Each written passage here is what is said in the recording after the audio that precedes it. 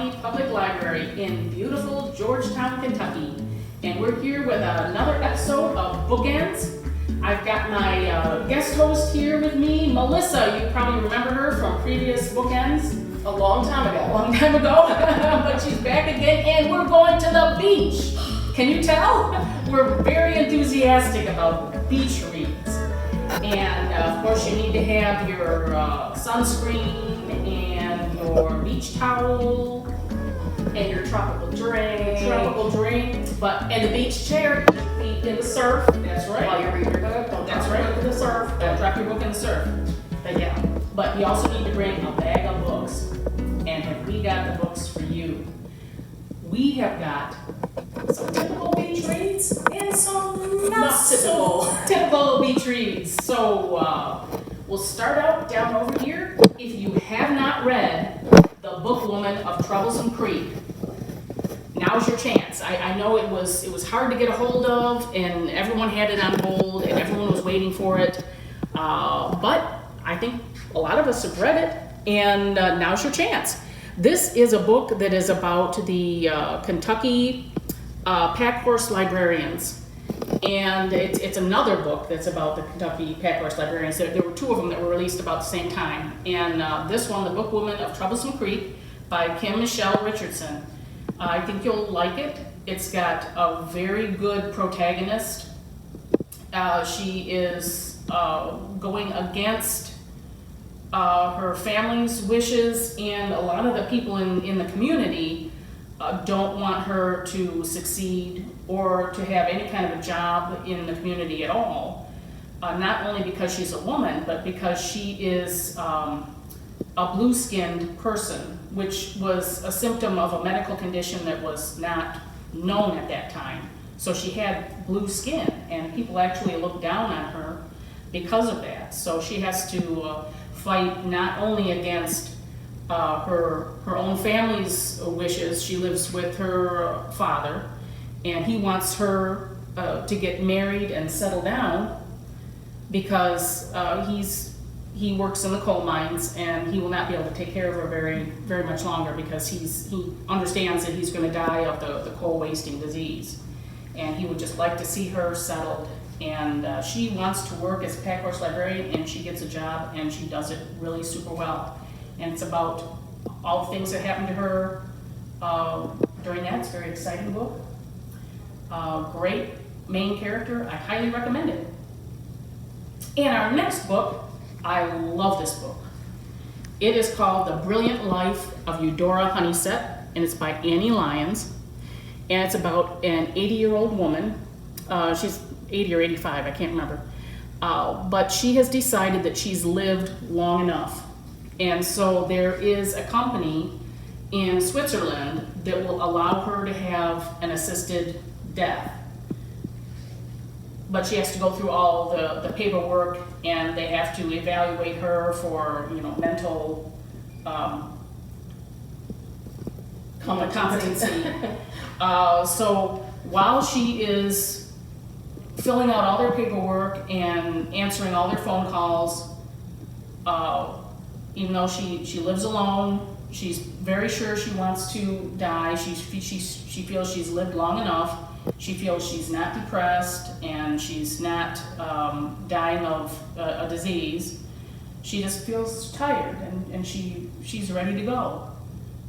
But a new family moves in next door, and she starts to become involved in the community again. And she meets a little 10-year-old girl that really brings some joy into her life. She didn't have any children or grandchildren, and now she's got like an instant family with the child's parents, and she even meets a man that she gets involved with in a friendly way, and they go and do things, and it's about her learning to enjoy the life that she has. And I just really highly recommend it. That sounds really good. It's an awesome book. Yeah. And it also tells you a lot about her past, which I really like. So you get to understand how she got to the point where she decided that she really didn't want to live any longer. and how she gets to the point where she decides she does want to live. So I don't want to give it away, but it's a great book. I highly recommend it. And if you just have like a little bit of time to read at a time, I really love this book. It's by Alexander McCall Smith. It's called Pianos and Flowers.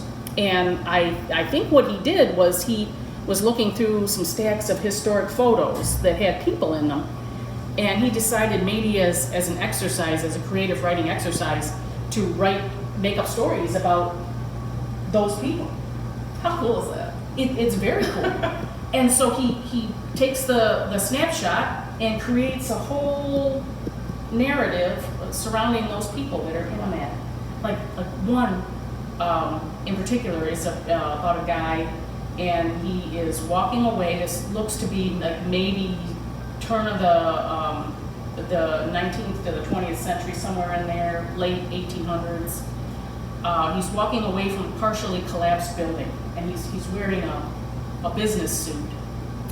And the story that he creates is about a man who's an architect, and about his mother kind of meddling with his architectural plans because she fancies herself an amateur architect.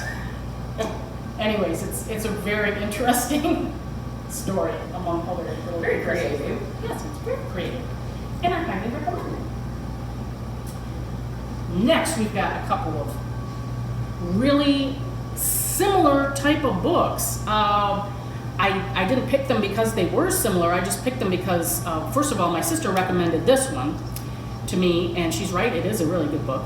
And this one I just picked up because it looked like a wonderful beach read, and it is a wonderful beach read.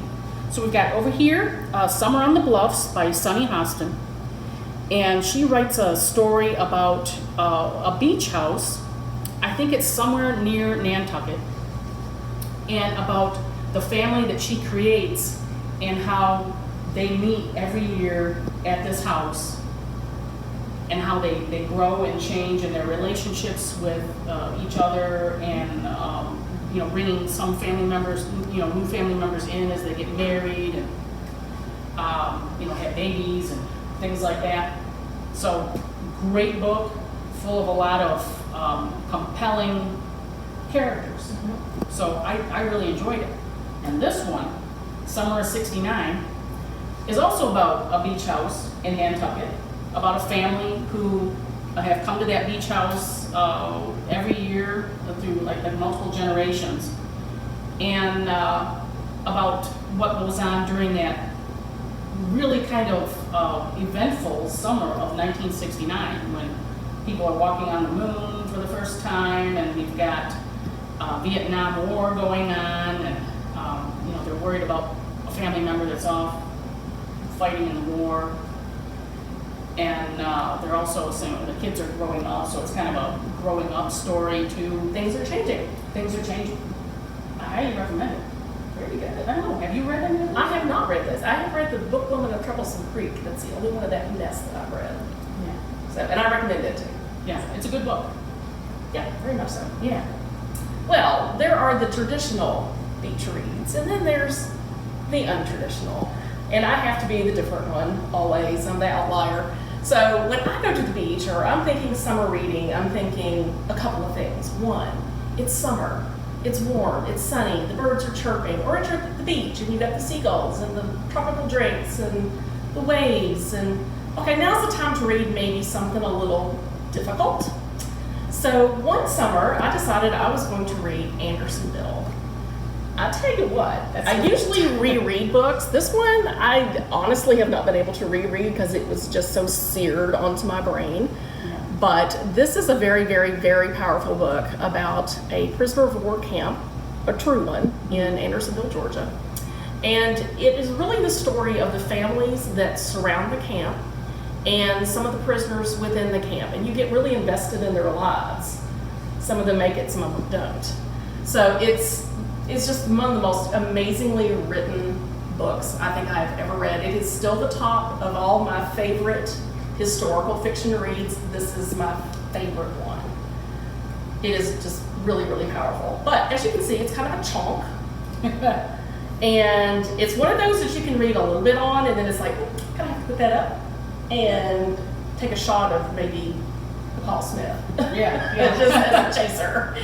But anyway, highly recommend that one. Also, a thing to remember in summer, it's a good time to maybe reread some books. So this summer, I'm actually going to reread The Dream of Scipio. This is by Ian Pierce. This is actually the author who wrote An Instance of the Finger Post. So if you ever read that, this is the same author. And this is actually a trilogy of love stories set in Provence, France. So one takes place at the end of the Roman period. One is in the Middle Ages, around the time of the Black Death. And the third one is set during the Holocaust. So they're all really tumultuous times and really bad times, but all three stories weave together. Wow. And it's amazing. It's a wonderful, wonderful story. So I highly recommend that one as well. Now the other thing that I like to do is read horror books. Now I know that's not everybody's cup of tea, but hey, I love it. I kind of sprinkle them in amongst everything else, so it just gives a little flavor. And I remember one particular summer at Hilton Head, I read 2 really good horror books, and unfortunately I have neither one of them here. So you'll have to find these on your own. But one of them is an early McCammon book called The Night Boat, which is about a submarine from World War II that is discovered off the coast of Florida or somewhere, I'm not really sure where. And when they bring it up, it still has bodies in it. Ooh. It's actually a German submarine, and they're not quite dead. It's really it's kind of a fun book. So that was just kind of fun to read while I was sitting on the beach and thinking of boats. And speaking of boats, there's another one that's really, really good by Nancy Holder called Dead in the Water. And there are several book titles of Dead in the Water. I think Stuart Woods has one, and there's several with that same title. But this is the one by Nancy Holder. And it is about some people who are on a shipwreck. They're on a freighter of some kind, and they're shipwrecked. So, that's bad. But they're picked up by a cruise ship. So hey, so the Pandora picks them up, this wonderful cruise ship, except they realize at some point that there's something wrong with this ship. It's kind of not what you think it is. Yeah. It was one of the freakiest books I think I've ever read. So, Give you the nightmare cruise. It's like a ghost ship. I mean, there's something so off about it. So, it's also fun during the summer to read things that you wouldn't want to read in the dark of winter. Yes, or alone. Or alone. In the middle of night. So maybe sitting on a beach or in a park or just in your backyard, the birds chirping, maybe that's a time to read. Bright, sunny day. Exactly. Lots of people around. Now, if you like horror books, I will say that we have a horror book club that is coming up on, oh goodness, I'm trying to think what the date is. Is it July 27th? It'll be on the calendar. Yes, it'll be I'm on so our sorry, calendar. I didn't write that down. Right now, we were kind of starting it out as a Zoom sort of meeting, but we're like, you know what, let's just come. So if you're interested in talking about horror books, please come to our horror book club, because we will be reading some really interesting things and have some really good discussions on them. Now, some of these are really actually pretty fine literature. So Yeah, they are, and a lot of people enjoy reading them. And in fact, we are going to have a horror bookends episode coming up in the fall sometime. So excellent. Look for that too. Absolutely. Yeah. It's all, So it's maybe all good fun. you can suggest some I titles. certainly can. Yay! I want to mention before we close up that we've got all the latest titles. If you're looking for summer reads and you don't have a lot of time, we've got all the latest titles of periodicals. So you can, recipes. You can decorate your house. Come and get them in our periodicals section. Excellent. Yes, I'm ready for some barbecue right now.